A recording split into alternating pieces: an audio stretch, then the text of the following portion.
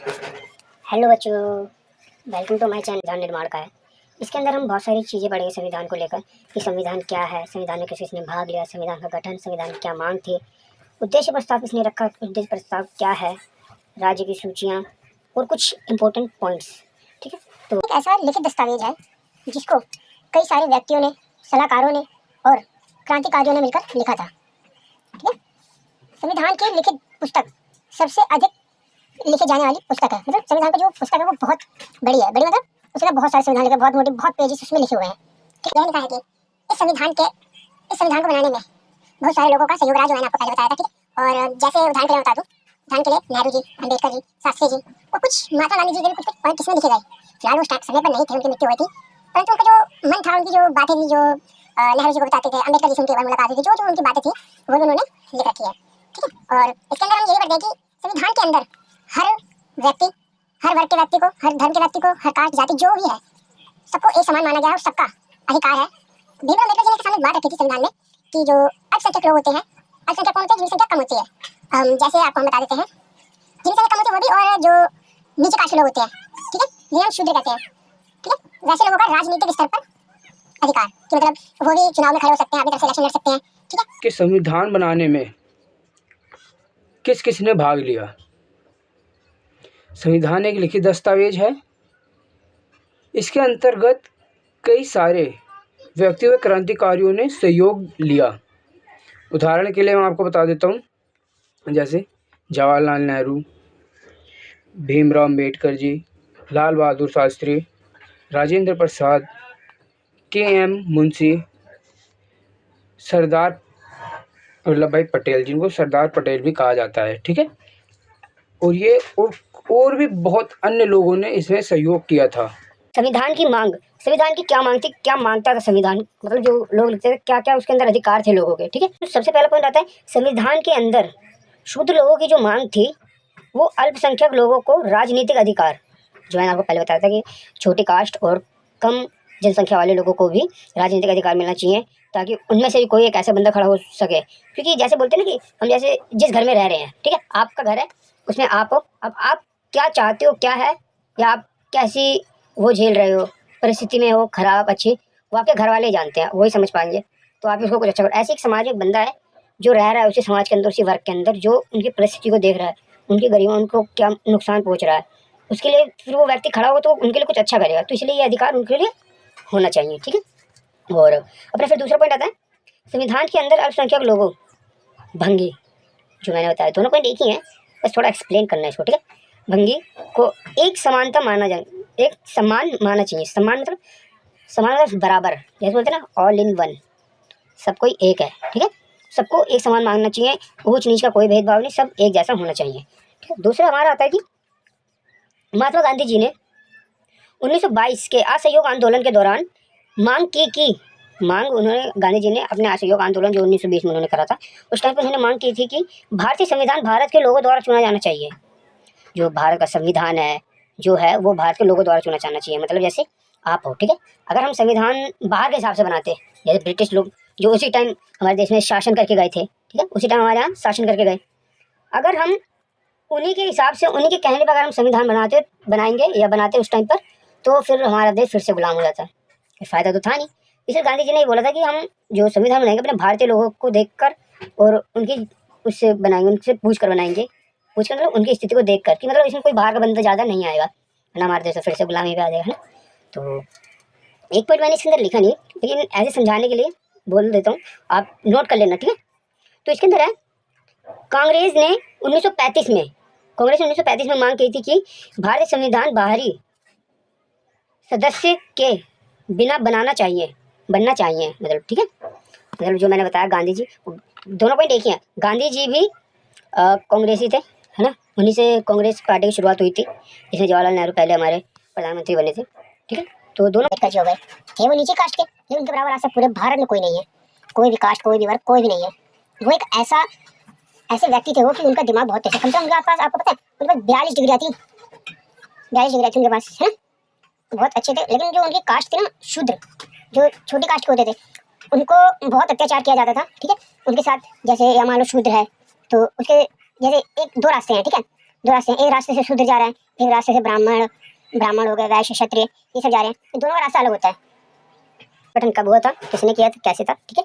गठन उसका बंटवारा, ठीक, गठन बंटवारा, गठन जैसे बोलते हैं ना कि जैसे कपड़ों की गठरी होती है, इकट्ठा करना। इसमें मतलब कौन कौन लोग थे, कहाँ से आए थे, कितने लोग थे, सब वही चीज़ है इसमें, ठीक है। तो इसके अंदर पहला आता है कि इसके अंतर्गत संविधान सभा के कुल चुने गए सदस्यों की संख्या, जो इसके अंदर कुल चुने गए सदस्यों की संख्या थी, इसके अंदर जो कुल चुने गए सदस्यों की संख्या थी वो 389, 389 लोग थे इसके अंदर, ठीक है। और फिर इसके बाद हमारा दूसरा पॉइंट आता है जिसमें 296 ब्रिटिश थे और भारत के, मतलब इसमें बाहरी लोग ज़्यादा थे, क्योंकि उस टाइम पर जो है कि लोगों के अंदर, व्यक्तियों के अंदर इतनी वो नहीं हो पा रही थी कि इतना उनके दिमाग में मतलब ये नहीं आ पा रहा था कि हम इसकी शुरुआत कैसे करें, इसको कैसे करें, ठीक है। उस टाइम क्योंकि बाहर गुलाम थे तो बाहर किस हो नहीं पाया, और जो और देश से उन पर संविधान बन चुका था, तो इसलिए उनका सहयोग लेना पड़ा। बट सहयोग तो लेना पड़ा, जैसे मैंने बोला था कि इसमें मैंने जैसे इसमें बोला था कि इसमें बाहरी लोग सहयोग नहीं करेंगे, ठीक है। तो इसमें जैसे इसमें लिखा ना ब्रिटिश से मतलब इतने आए थे, उनकी सहायता इसलिए ली गई क्योंकि उनके पास संविधान बना हुआ, उसको एग्जाम्पल लेने के लिए देखा गया, ठीक है। रूल्स क्या क्या होते हैं इस समय वहीं से पता चला है। तो भाई देखो, अगर अनजान व्यक्ति तो किसी न किसी का तो सहारा लेना पड़ेगा, ठीक है। तो इसके बाद फिर हमारा भारतीय जो थे और 93 मतलब 93 सदस्य थे। देशी रियासतें, देशी रियासतों मतलब देशी रियासतें, बाहर लोगों को चुना गया, ज़्यादा बाहर लोगों को चुना गया था।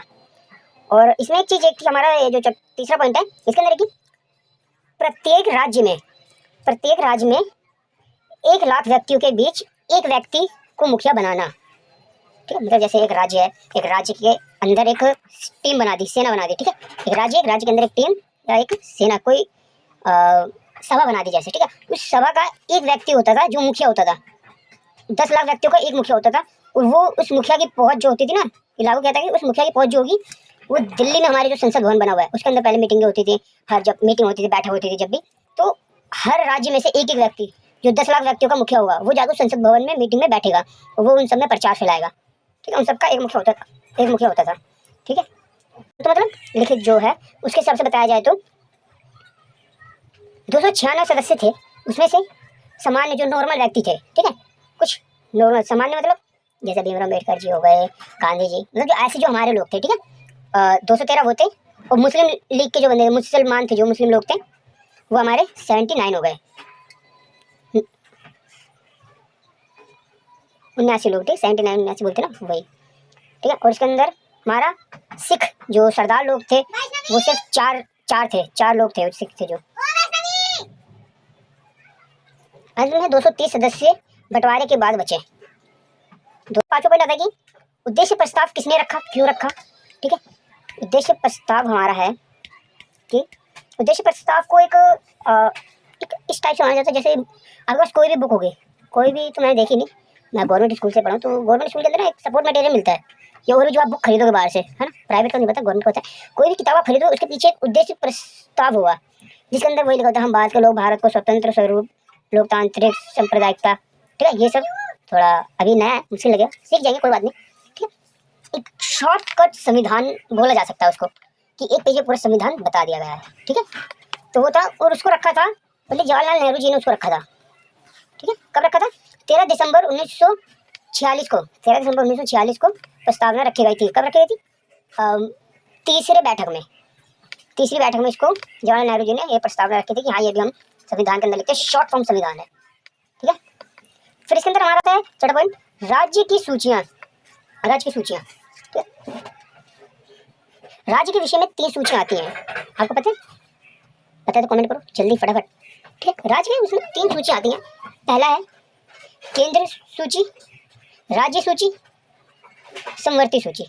केंद्र सूची के अंदर केंद्र सरकार, केंद्र मतलब जैसे हमारा दिल्ली, यूपी, जो इनके अंदर शासन है, जैसे दिल्ली में हमारे अरविंद केजरीवाल जी, यूपी में योगी जी, तो ये केंद्र सरकार है, ठीक है। जो केंद्र सरकार है वो सिर्फ केंद्र में ही कानून बना सकते, जैसे हमारे उदाहरण के लिए मेरे को यही पता है, और जैसे हमारे ये क्या बोलते हैं केजरीवाल जी हो गए, जैसे हमारे केजरीवाल जी, ये इन्होंने जैसे अभी भारत के अंदर महिलाओं के लिए बस फ्री कर रखी है, तो ऐसे केंद्र में कानून बना सकते हैं, केंद्र सरकार केंद्र में ही कानून बना सकती है। और राज्य सूची में आता है हमारा, राज्य सरकार इस पर कानून बना सकती है, मतलब राज्य की जो सरकार है वो सिर्फ राज्य तक मतलब पूरा राज्य हो गया भाई, ठीक है, पूरा उस पर कर सकती है, शासन कर सकती है, ठीक है। और हमारा ये हो गया जो समवर्ती सूची में केंद्र और राज्य दोनों सरकार मिलकर कानून बनाती है। तो भारत के अंदर जैसे मान लो कोई नया संविधान हो तो पूरे संसद में बैठ के सारे लोगों के साथ मिलकर वो बनाया जाता है, ठीक है। और फिर हमारा ये लास्ट पॉइंट आ गया जो हमारा जिसके अंदर एक नंबर वाले दो नंबर वाले IMP क्वेश्चंस हैं। आप इसको लिख लीजिएगा, ये बहुत ज़रूरी है, ठीक है। बता देते हैं, बहुत इंपॉर्टेंट महत्वपूर्ण तथ्य है, ठीक है।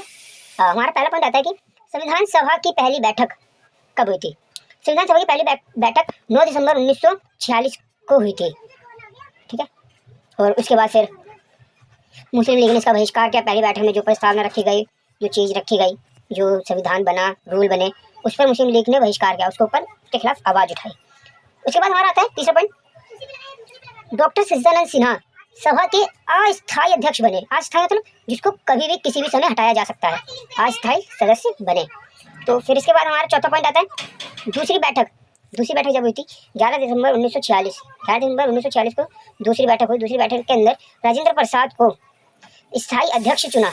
स्थायी अध्यक्ष मतलब एक संविधान सभा के अंदर डॉक्टर सच्चिदानंद सिन्हा को नहीं एक संसद के अंदर 11 दिसंबर 1946 को राजेंद्र प्रसाद जी को स्थायी अध्यक्ष चुना गया, जो परफेक्ट एकदम मतलब पक्की सीट मान लो भाई, पक्की सीट है, ठीक है।